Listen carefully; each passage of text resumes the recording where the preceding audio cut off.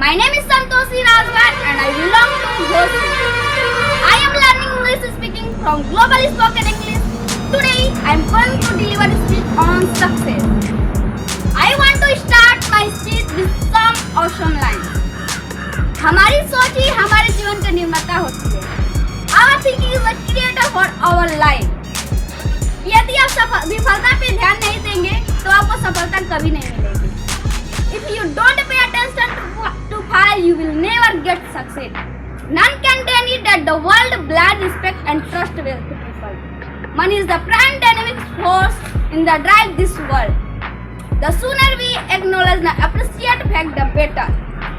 Academic success is the prime concern, the essential part of life, especially school days. For those who continue to study, academic success is an epitome for everything. It is mostly outside that the success oneself right becomes a tough test for those who are the richest.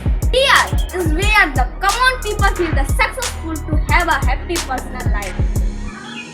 Qualities for achieving success. One should not regret their decision taking in the past and must refrain dwelling in the past.